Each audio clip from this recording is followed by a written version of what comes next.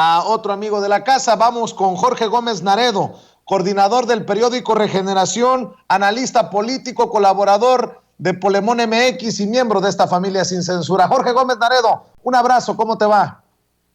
Hola, querido Vicente, bien, muy bien, aquí estamos muy contentos de participar. Oye, pues vaya dotación de vitacilina que hay que repartir entre los opositores luego de que el enviado de Joe Biden, al que han endiosado esos de la oposición, termina reconociendo, apapachando a Andrés Manuel López Obrador en el sureste mexicano. Sí, fíjate, Vicente, que a mí me pareció muy interesante toda esta visita, todo lo que se ha establecido en ella, más allá de los acuerdos, de muchos acuerdos que se necesitarían plantear como se estaba comentando aquí hace tiempo, anteriormente, pues, pero sí me parece como muy simbólico todo lo que sucedió en esta visita.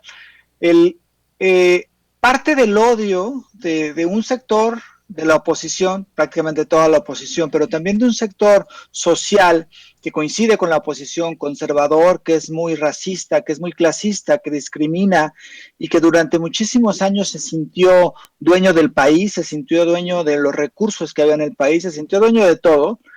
les aterraba que un presidente de izquierda, nacionalista, llegara a la presidencia, pero también les aterraba que llegara a la presidencia un personaje que no era de su clase también, que no estaba relacionado con su grupo, que no se subordinaba a su grupo y que además venía desde abajo, ¿no? Venía desde un pequeño pueblo en Tabasco, que había sido presidente de un partido de izquierda, que siempre tenía contacto con la gente, que no vestía de etiqueta, que no se había enriquecido con los recursos públicos, que no vivía en una mansión, que no iba en un auto BMW, y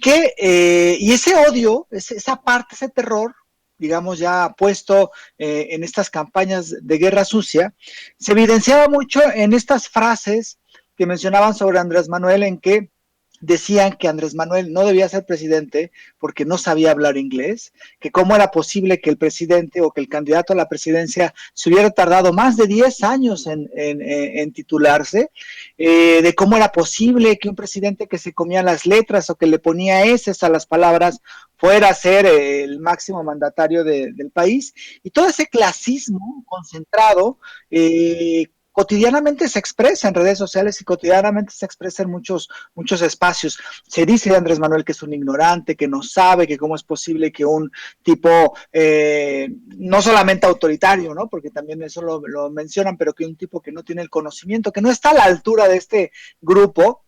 sea el presidente. Y entonces es muy interesante cómo muchos de estos sectores decían que Andrés Manuel iba a ser el ridículo en la política internacional, que no sabía hablar inglés, que cómo era posible que no representara a los mexicanos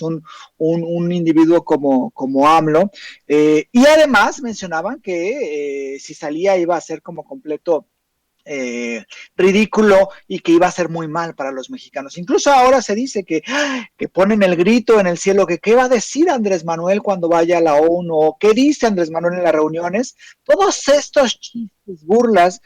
clasistas y racistas y llenas de discriminación, pues ahora sí que es muy interesante cómo este personaje que ellos tanto minusvaloran, tanto agreden, de una forma muy clasista y muy racista, esté haciendo lo que está haciendo. Es decir, que haya logrado mantener una relación con Trump, que era un personaje muy complicado, y que esa relación se mantenga de una forma distinta con Biden, y que además estas cosas que tachaban los de la oposición como ridículos, cuando dijo Andrés Manuel que había que invertir en programas sociales, que había que invertir, que Estados Unidos que le iba a presentar el programa Sembrando Vida a Estados Unidos para que invirtiera, y todas estas ideas que las tachaban de absurdos la oposición, y que ahora estas cosas han sido simbólicamente muy importantes porque se está llevando parte de la agenda en este país, en México, y ya no hay una completa sumisión, como en gobiernos anteriores, a los intereses de Estados Unidos. Y además, simbólicamente, y además mediáticamente, y seguramente social y políticamente, que un funcionario de Estados Unidos alabe de esa forma programas sociales que no tengan que ver con violencia, ni tengan que ver con combate al crimen organizado, sino que tengan que ver con desarrollo social, sino que tengan que ver con justicia, que lo alabe de la forma en cómo se expresó ayer Kerry de los programas de Estados Unidos. Creo que es un cambio radical en la forma en cómo se lleva la relación entre México y Estados Unidos. Y ese personaje que fue tan discriminado, que fue tan, y que ha sido tan vilipendiado, pues yo creo que les ha de doler muchísimo a los de la oposición observar cómo se ha manejado la política y la relación con Estados Unidos y cómo México, de tener personajes con una, digamos, con poco liderazgo a nivel internacional en América Latina,